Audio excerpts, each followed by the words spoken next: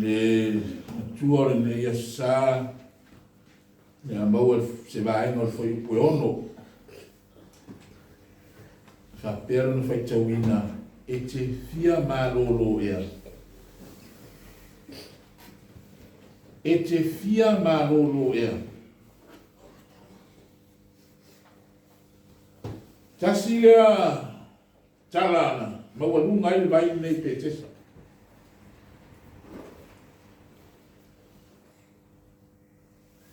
e uia na ave tala le vai petesa e ana le uia ele li ele mau lunga ma tu ma tila le vai nei petesa e fai tau tangata e uia ele o le ngai puina o le vai na malolo e pin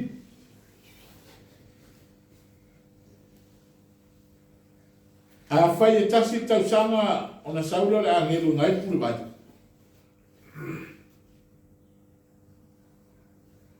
o lona winga tolu suru tausanga o ta oto le pipili i lona moenga o le vai nei e petesa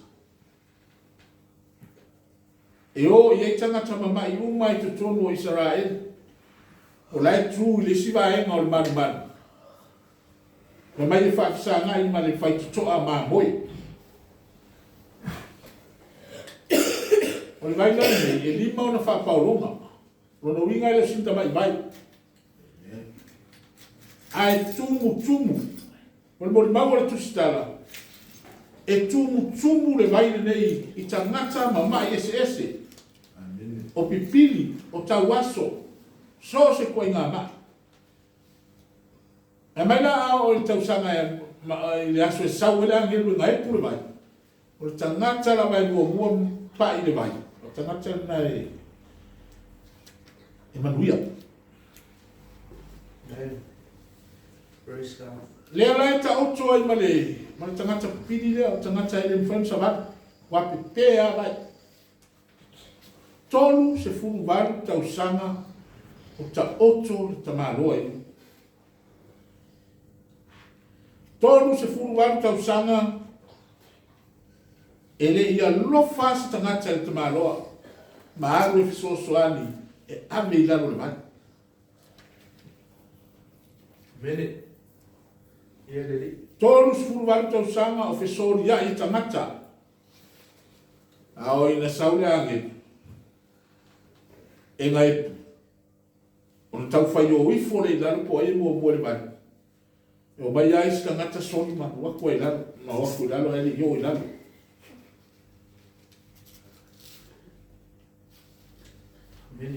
a whai lea kōtu fuka o sanga ele yo on mai le laro le vai o le alma ngongi le mai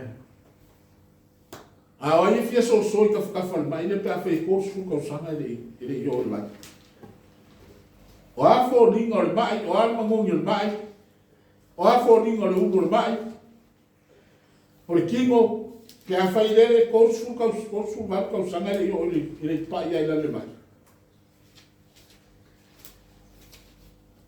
O ai la skanga kai fia so le mai ni. Amene. Kōsu vatu kau sanga o moe i le whapaolonga.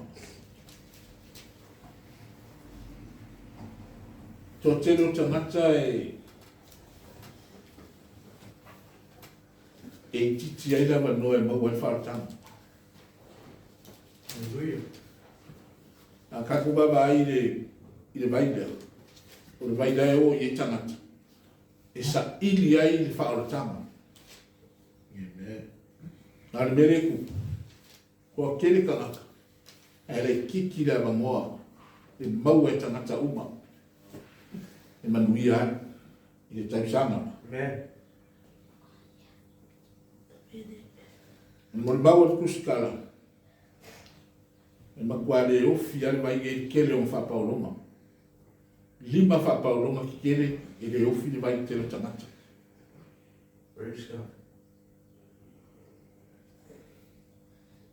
A fua lai le kōsu walu tausanga o toi ina i le vai.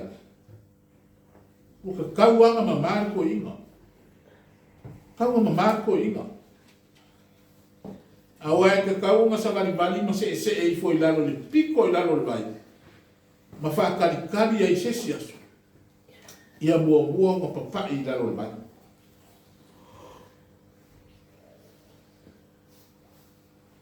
Alan mele ku por ko inga. Nei se ngal ngal ko inga fa. Mene. Praise God. Le ai se ngal ko ia inga fi soami ia te ia. E so i lalo o le vai de me maua leola. Amen. Ia le li. Ko suru valu kau sanga. E leo iai se la ngonga o ko inga. E so e vave nga maua songa. Songa manguia.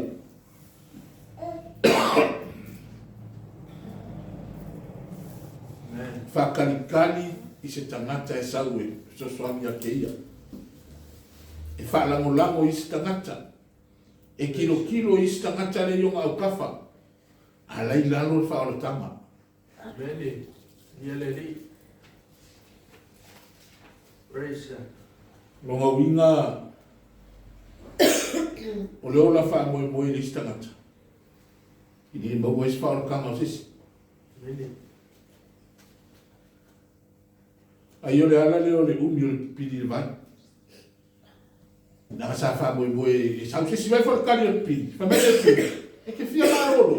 Whamai le pidi. E le sau a sisi so soangi me le kia. Wa. E ese a fesiri ese le kati. Amen. E te fia marolo.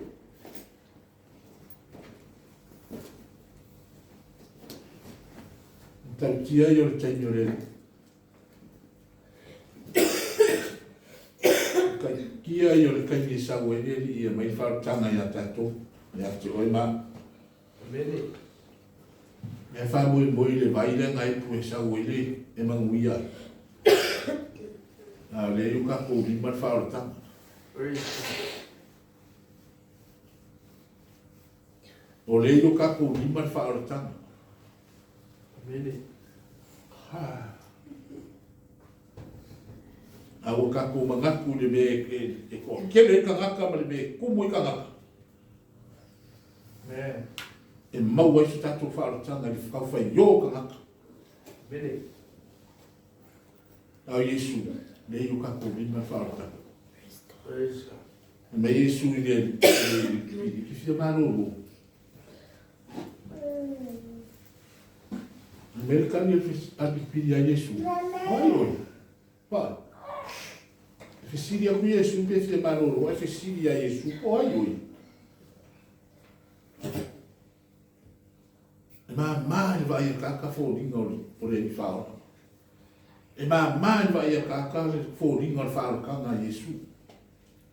Amen. Praise God. Au Yesu, e kalangoa i le nganga o le kangaka. I le ngaka i le mai whare nganga, au le mai whare kingo. Amen. O le mai whare kingo o le kamalo, o le pipiri.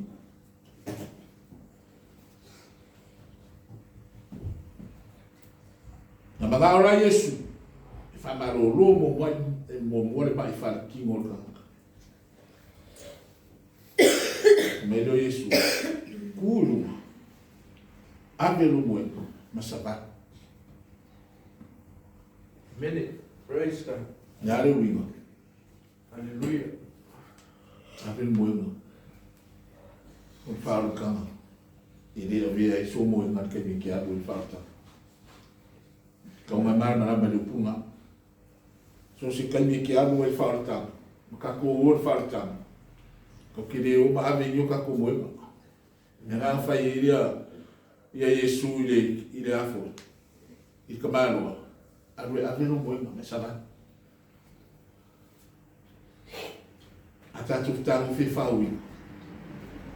So se ngalue nga kako ki o i wharatanga. Kako o kako ki ngalue. Amen.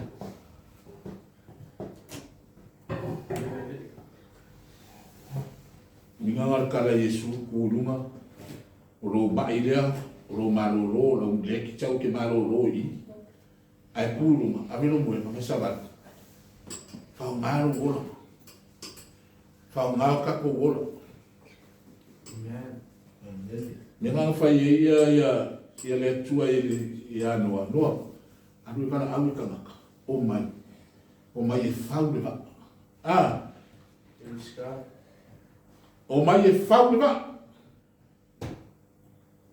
e le bala au ia mo ai kana o mai mo po mo nga mo ko mo va wa ku pipi e alu e fia malolo ai alu mo e le mele e fa malolo me ngale ala nga malolo istanga na ngala wa ku istanga ka e fia malolo e o nga lu e fa sa nga lu ai la ku e pipi ni dia mo e ka usanga ko su malva ni malolo ni nga sa idi Yesu fa ilunga nga le rufo Yesu le ala vai ka ko di mar fa ka nga ka ko manguia saudore Yesu fa mai ka esa ke fia malolo ni lunga ma avelo moema o beki ka ke mga whakawaie nena mo ka ko manguia o ka ko whaora kanga e mau inga o ka ko ngā lui whakas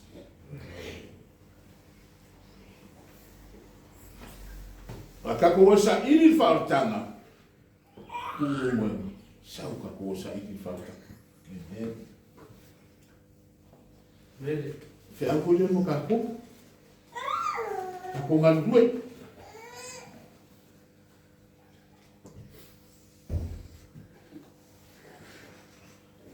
me ia la osca ulanga pipi fe ka malo le fa malo lo inga o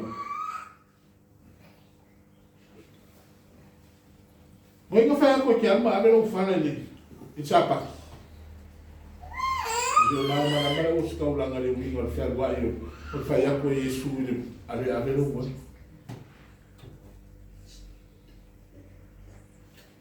e leo fa moi le avio moi o causingo sapa ne ai fa moi le avio moi ma wa ki ya ilo lo kanaka kuai man praise God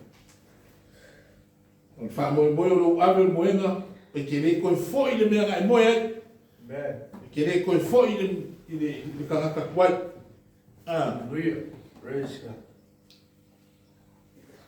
inga wa kia ila le ona fala mo la mo pau o yo le o pika ala ku Yesu le siaso o la ku mai pipi ni fale sa wa fai longa nga wa kia ia pipi ni longa mo nga praise God fai longa nga wa kia ia pipi ni longa kanga kuai hallelujah ka ko wo fale sa ka ko wo ka ko nga due ka mai ki o anga ya le fasa amen e ni si ka mai ki le anga le fai aku anga le sawa I vo le pi sawa mo ya I fasa pe nga sawa fa ka mu me mai ya le ya Yesu ku la I ma amelo mo nga sa vani ma amelo mo nga ya le winga nga ne e yo se me maro lo e se si o sawa su e fa ka ma ka mai Musa e ya kai me sa wedeli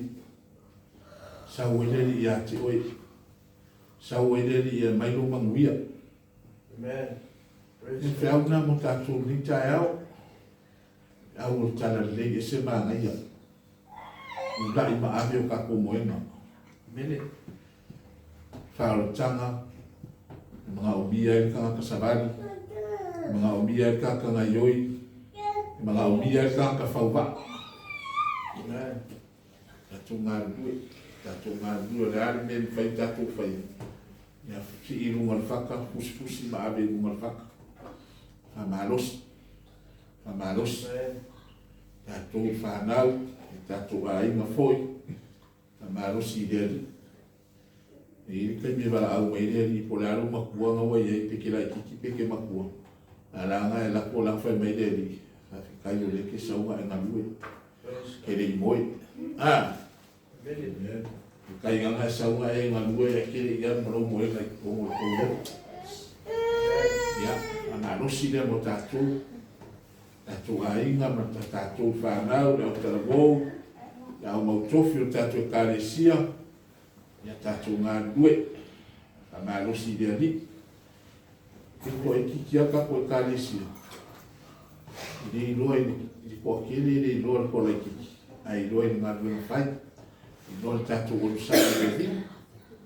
Ia whamanuia mai le tua tātou ngā duenga, ia ira ngā leo le tua mo tātou, ia mai se tātou kāresia, no suafa Yesu. Amen. Praise God.